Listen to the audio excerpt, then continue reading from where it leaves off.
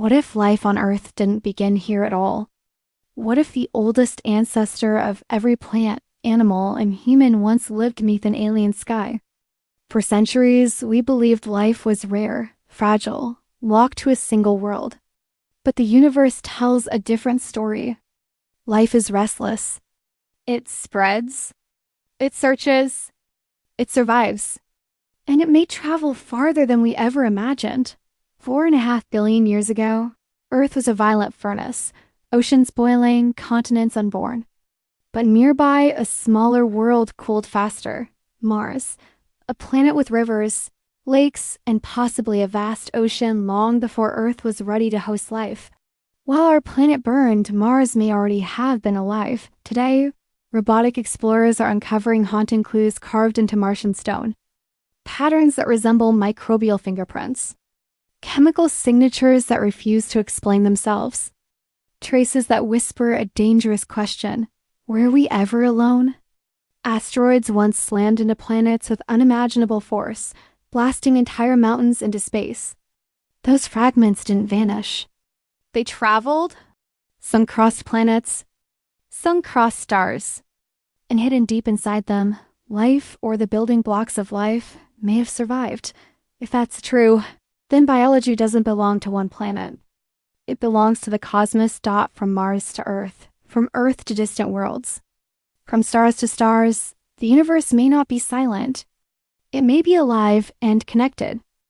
Life is often imagined as fragile, something that clings desperately to narrow conditions. But history suggests the opposite. Life is stubborn, adaptive, and terrifyingly resilient. Travel back over 4 billion years to a time when planets were still cooling from their violent birth. Earth, larger and slower to solidify, was a hostile inferno. But Mars, smaller and faster to cool, developed a solid crust much earlier. Liquid water flowed freely across its surface. Rivers carved valleys. Lakes pooled in impact craters. An ocean may have covered its northern hemisphere. Mars had time that Earth did not. Modern missions have transformed Mars from a dead desert into a world with a buried past.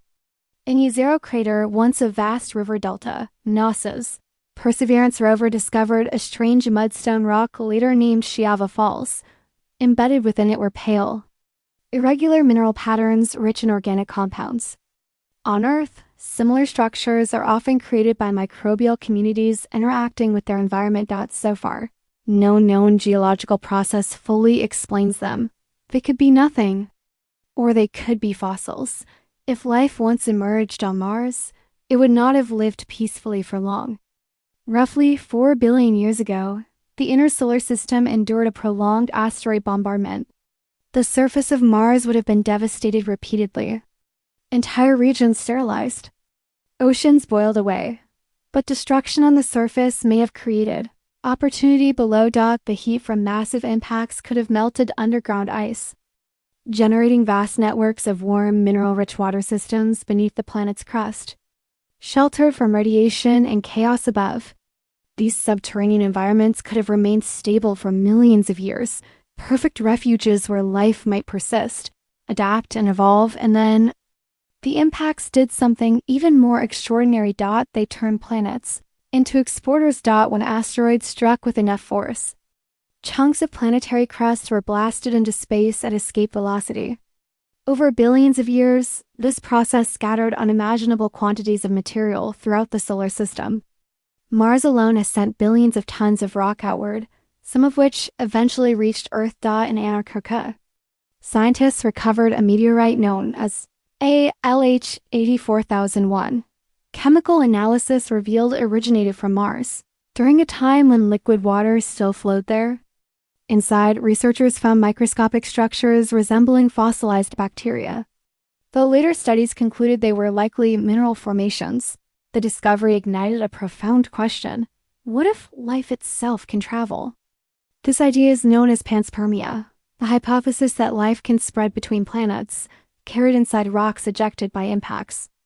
But for Panspermia to work, life must survive a journey that seems almost impossible.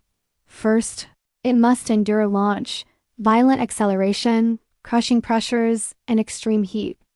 Then it must survive the frozen vacuum of space, exposed to radiation capable of shredding DNA, for thousands or even millions of years. Finally, it must withstand atmospheric entry, a fiery descent through alien skies, yet on Earth. Life has demonstrated astonishing resilience. Bacterial spores have survived embedded within rocks whose surfaces reach temperatures exceeding hundreds of degrees Celsius.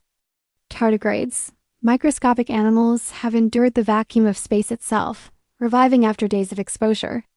And one bacterium stands above all others, Deinococcus radiodurans, capable of surviving radiation levels thousands of times higher than lethal doses for humans.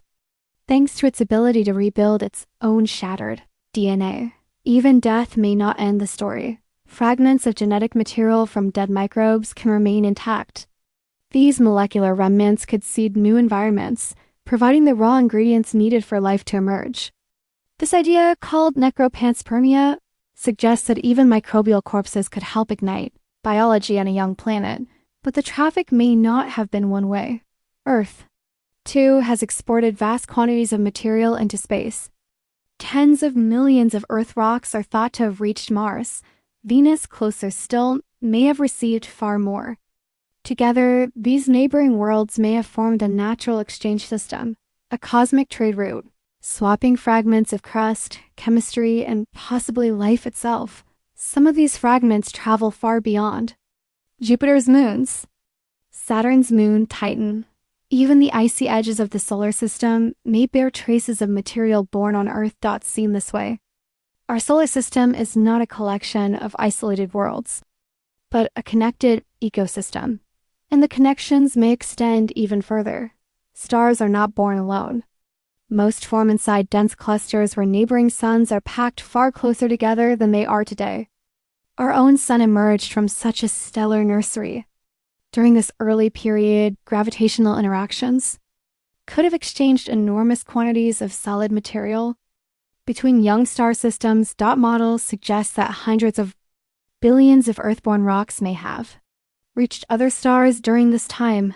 Life, once born, may rarely stay home. In the depths of the galaxy, trillions of rogue planets drift freely, torn from their parent stars. Though their surfaces are frozen, some may retain internal heat, enough to sustain liquid oceans beneath thick ice shells. These wandering worlds could serve as natural interstellar arcs, carrying hidden biospheres safely across cosmic distances.